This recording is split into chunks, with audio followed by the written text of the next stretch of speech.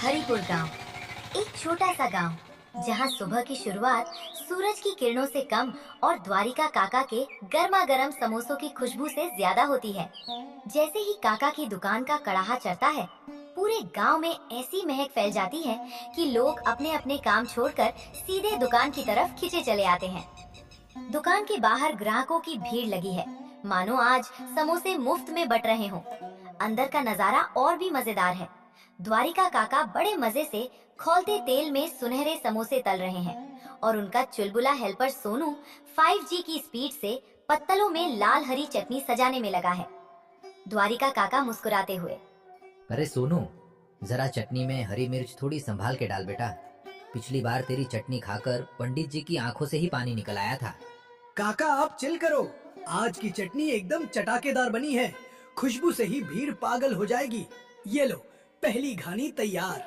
चल चल, ज्यादा हीरो मत बन। बाहर देख, लोगों की कैसी भीड़ लगी है। आज तो लग रहा है आधा गांव बिना मुंह धोए ही अपने समोसे खाने आ गया है। जल्दी जल्दी पत्तल लगा। पार्वती चाची अपनी सहेलियों के साथ बाहर बेंच पर बैठती हैं।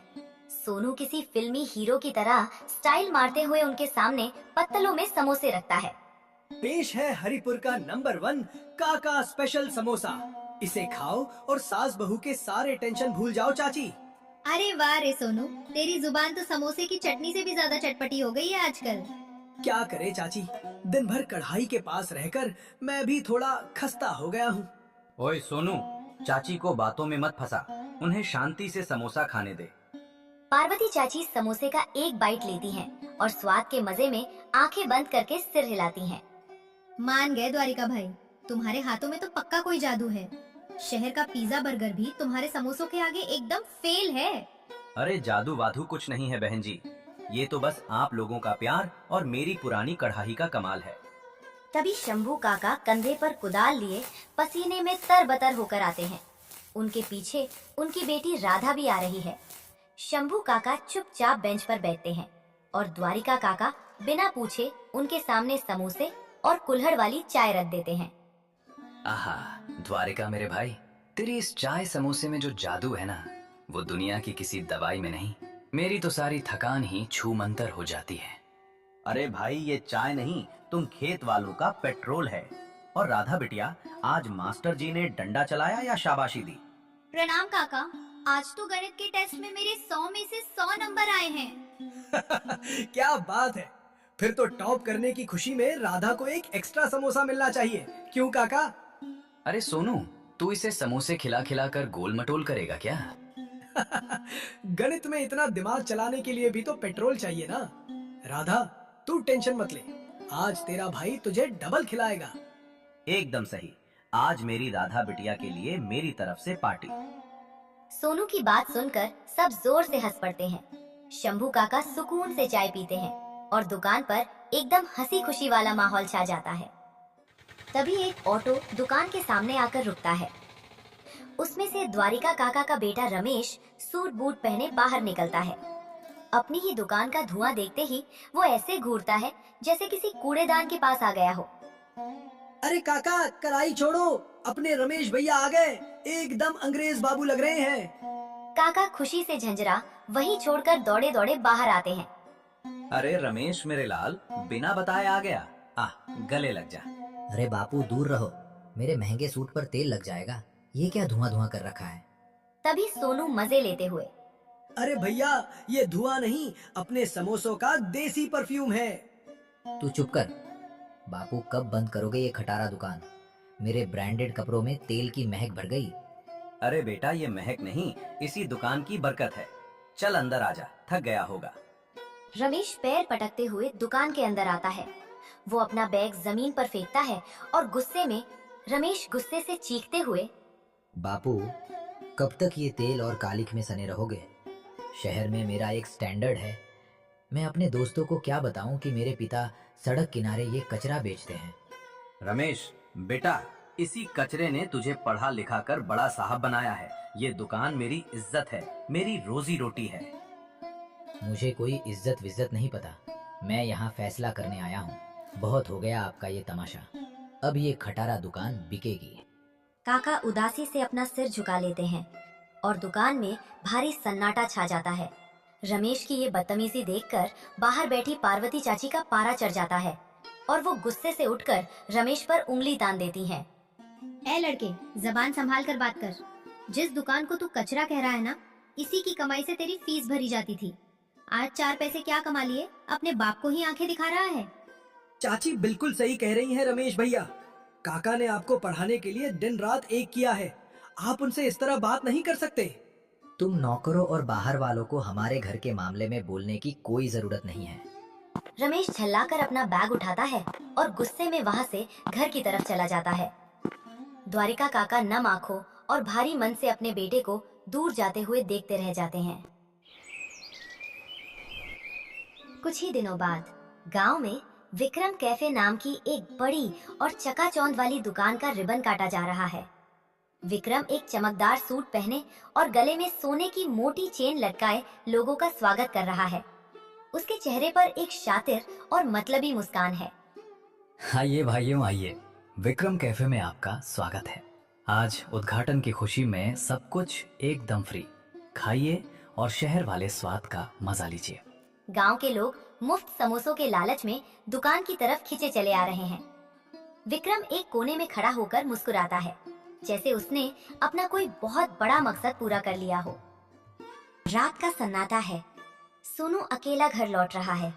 तभी अंधेरे से निकलकर विक्रम अचानक उसका रास्ता रोक लेता है और नोटों की एक मोटी गड्डी उसके हाथ में थमा देता है। विक्रम बाबू, ये सब क्या है? कब तक उस बुढ़े की खटारा दुकान में पत्तलें उठाता रहेगा रे तू? ये तेरी नई जिंदगी का एडवांस है। मेरे नए कैफे में आजा। पर द्वारिका काका को ऐसे बीच में? अरे काका को छोड़, मेरे यहाँ काम आधा और पैसा इतना मिलेगा कि तू अपना पक्का घर बना लेगा। सोच ले। सोनू हाथ में रखी नोटों की गड्डी को गौर से देखता है। विक्रम उसे शातिर नजरों से घूर रहा है। सोनू के चुलबुले चेहरे पर अचानक एक गहरी और रहस्यमयी खामोशी छा जाती है। वो विक्रम की तरफ देखता है, पर मुंह से एक शब्द नहीं निकालता। अगली सुबह दुकान पर द्वारिका काका चूल्हे के पास चाय बना रहे हैं। सोनू अपना थैला लेकर वहां आता है, पर काका से नजरें चुरा रहा है और बिना कुछ बोले सीधे विक्रम कैफे की तरफ मुड़ जाता है। अरे सोनू, कहाँ जा रहा है बेटा? आज दुकान नहीं लगानी क्या? मुझे माफ कर दो काका, अब से मैं विक्रम बाबू के पास ही काम करूंगा। इतना कहकर सोनू तेज कदमों से वहां से चला जाता है। काका के हाथ से चाय का बर्तन छूटकर जमीन पर गिर जाता है। देख लिया बापू अपने इस वफादार नौकर को। चुप कर रमेश। क्यों चुप करूं? जहां पैसे की खुशबू आई वो दुम हिलाता हुआ चला गया। पर वो तो अपने घर के बच्चे जैसा था। कोई अपना नहीं होता बापू। मैं कहता था ना, इस दुनिया में सिर्फ पैसा बोलता है। अब अपनी ये चाय मिट्टी में मिलाओ और रोते रहो। रमेश मुस्कुराता हुआ वहां से चला जाता है और काका बेबस खड़े रह जाते हैं। वक्त बीतता गया, साथ ही दुकान की रौनक भी पूरी तरह उजड़ गई। चूल्हा बुझा हुआ है और कढ़ाई उल्टी पड़ी है। शंभू काका और पार्वती चाची बंद दुकान को उदास नजरों से देख रहे हैं। इस चौराहे की तो रौनक ही छिन गई पार्वती। न चाय की महक रही, न वो हंसी ठिठोली। सच कहा शंभू भाई, विक्रम की चकाचौंध ने सब खत्म कर दिया। मुझे तो बस द्वारिका भाई की चिंता है, पता नहीं किस हाल में होंगे। हाँ, उस घमंडी रमेश और सोनू ने मिलकर उन्हें कहीं का नहीं छोड़ा। अंदर से तोड़ दिया है इंसान को। इतना कहकर दोनों उदास मन से अपने अपने घर की तरफ चले जाते हैं और पीछे रह जाती है बस एक सूनी और खामोश दुकान। दोपहर का सन्नाटा है। राधा छिपते छिपाते विक्रम के कैफे के पिछले दरवाजे के पास आती है। वो खिड़की से दबे पांव अंदर झांकती है। अंदर सोनू बहुत घबराहट और जल्दबाजी में बक्सों के पीछे कुछ ढूंढ रहा है। कहाँ छिपा कर रखा है उस मक्कार ने? यहीं तो देखा था मैंने कल रात को। ये सोनू यहाँ विक्रम की रसोई में क्या ढूंढ रहा है? मुझे पता था इसके इरादे ठीक नहीं है। मुझे इसका सच सामने लाना ही होगा। शाम हो चुकी थी। सोनू अकेला सिर झुकाए रास्ते से गुजर रहा है। तभी राधा अचानक एक पेड़ के पीछे से बाहर आती है। रुक जा गद्दार, क्या ढूंढ रहा था आज दोपहर विक्रम की रसोई में? और कितने पैसे चुराने का इरादा है तेरा? राधा, तू मुझे गलत समझ रही है। मैंने कोई चोरी नहीं की है। तो फिर क्या कर रहा था वहाँ? काका ने तुझे बेटे की तरह पाला और तूने चंद रुपयों के लिए उन्हें अकेला छोड़ दिया। तुझे शर्म नहीं आई? उनकी दुकान बंद हो गई तेरी वजह से। राधा की बात सुनकर सोनू का सब्र टूट जाता है और रोते हुए बोलता है, मैंने काका को धोखा नहीं दिया है राधा, मैं मजबूर था। मुझे एक सच का पता लगाना था। सच? कैसा सच सोनू? अगर मैं बताऊंगा तो तू मेरी बात पर यकीन नहीं करेगी राधा। मेरे साथ चल, मैं तुझे खुद अपनी आंखों से दिखाता हूँ।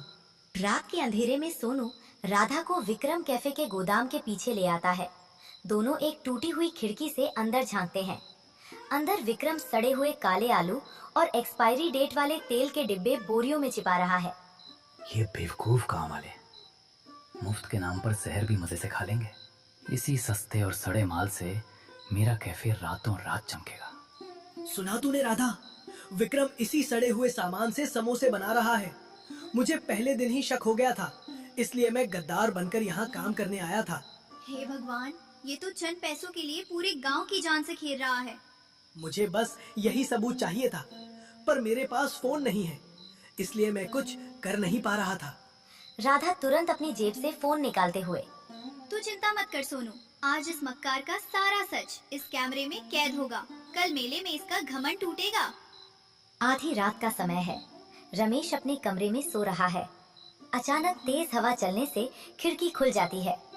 रमेश की नींद टूटती है। वो उठकर बाहर देखता है। सामने द्वारिका ताका अंधेरे में अकेले अपनी बंद दुकान का काउंटर एक कपड़े से साफ कर रहे हैं। इतनी रात हो गई फिर भी बापू इस बंद दुकान को साफ कर रहे हैं। समझ नहीं आता आखिर ऐसा क्या है इस पुरानी दुकान में जो ये इसे छोड़ ही नहीं पाते। रमेश काका को चुपचाप काम करते देखता रहता है। काका के चेहरे पर उदासी है, लेकिन दुकान के लिए प्यार जरा भी कम नहीं हुआ है। मुझे ऐसा क्यों लग रहा है कि मैंने बहुत बड़ी गलती कर दी है। पैसों के घमंड में मैंने बापू का दिल तोड़ दिया। जिस दुकान ने मुझे इस लायक बनाया, मैंने उसी का अपमान किया। मुझे माफ कर दो बापू। अगले दिन गांव में देवी माँ का बड़ा मेला लगता है। गांव के सभी लोग मंदिर में इकट्ठा होकर देवी माँ की पूजा करते हैं और पूरे माहौल में भक्ति और उत्साह का रंग छा जाता है। वहीं दूसरी तरफ विक्रम के विशाल स्टॉल पर समोसों का पहाड़ सजा हुआ है, जिसके सामने गांव वालों की लंबी लाइन लगी हुई है। अरे जल्दी जल्दी हाथ चलाओ रे, आज तो पूरा गांव विक्रम कैफे के समोसे खाने आया है।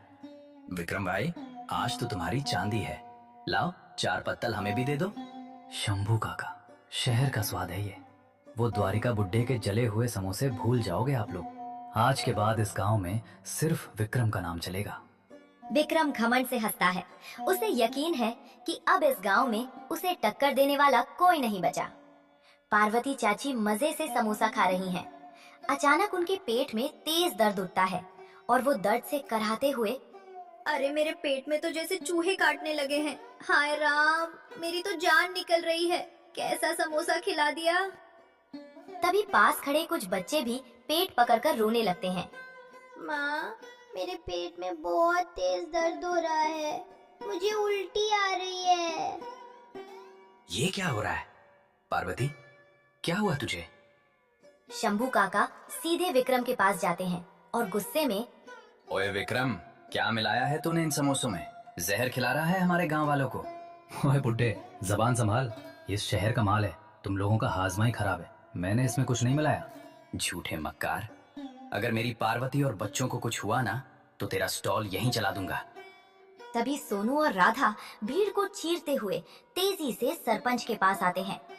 राधा बिना कोई देरी किए सीधे सरपंच से कहती है, सरपंच जी, विक्रम झूठ बोल रहा है। पैसों के लालच में ये पूरे गांव को धीमा जहर खिला रहा है। हाँ सरपंच जी, ये मक्कार सड़े हुए आलू और एक्सपायरी तेल से समोसे बना रहा है। मैंने इसके यहाँ काम ही सबूत जुटाने के लिए किया था। क्या बकवास कर रहे हो तुम दोनों? सोनू फोन सरपंच को देकर वीडियो चालू कर देता है। फोन से विक्रम की आवाज गूंज उठती है, जिसमें वो सड़े हुए सामान से समोसे बनाने और गांव वालों को ठगने की बात खुद कबूल कर रहा है। ये करतूत देखकर सरपंच सन्न रह जाते हैं। विक्रम, तेरी इतनी हिम्मत! चंद रुपयों के लिए तूने हमारे मासूम बच्चों की जान से खिलवाड़ किया। तो इंसान है या राक्षस? मुझे माफ कर दीजिए सरपंच जी, मैं लालच में अंधा हो गया था। मुझे पुलिस के हवाले मत कीजिए। माफी कैसे दे दे? हमारे बच्चों को जहर खिलाया है इसने। मारो इस धोखेबाज को, तोड़ दो इसका स्टॉल। गुस्साए गांव वाले विक्रम को पीटने के लिए आगे बढ़ते ही हैं कि तभी पुलिस वाले भीड़ को हटाते हुए तेजी से अंदर आते हैं। पीछे हटो सब, कोई कानून अपने हाथ में नहीं लेगा। चल बे विक्रम, अब तेरी सारी भरपाई हवालात में होगी। चल थाने। पुलिस विक्रम को घसीटते हुए जीप की तरफ ले जाती है। घमंड में चूर विक्रम का सिर अब शर्म और डर से नीचे झुका हुआ है। मेले के हंगामे के बाद सोनू पुरानी दुकान पर आता है। द्वारिका काका उदास और चुपचाप बैठे हैं। सोनू उनके पास जाता है और उनके घुटनों के पास जमीन पर बैठ जाता है। मुझे माफ कर दो काका। मुझे झूठा और गद्दार इसलिए बनना पड़ा ताकि विक्रम का सच सबके सामने ला सकूं। मैं आपको छोड़कर कहीं नहीं जा सकता। पगले, तूने तो आज बेटे से बढ़कर अपना फर्ज निभाया है। मैं तो सोच रहा था कि जब मेरा अपना खून ही मेरा नहीं रहा तो तू क्या रुकेगा। तभी पीछे से भागते हुए कदमों की आवाज आती है। रमेश रोते हुए आता है और सीधे काका के पैरों में गिर जाता है। बापू, मुझे माफ कर दीजिए। पैसों के घमंड में अंधा होकर मैंने आपका और इस दुकान का बहुत अपमान किया है। मुझे अपनी गलती का एहसास हो गया है बापू। शहर की चकाचौंध ने मुझे अपनों से दूर कर दिया था। अब मैं आपको छोड़कर कहीं नहीं जाऊंगा। रमेश की आंखों में सच्चा पछतावा देखकर काका का दिल पिघल जाता है। रमेश, मेरे बच्चे, उठ जा बेटा। सुबह का भूला अगर शाम को घर लौट आए तो उसे भूला नहीं कहते। तूने अपनी भूल मान ली, मेरे लिए यही बहुत है। काका प्यार से रमेश और सोनू की तरफ देखकर मुस्कुराते हैं। तीनों की आंखों में खुशी के आंसू हैं और आज काका की पुरानी दुकान में फिर से रौनक लौट आई है।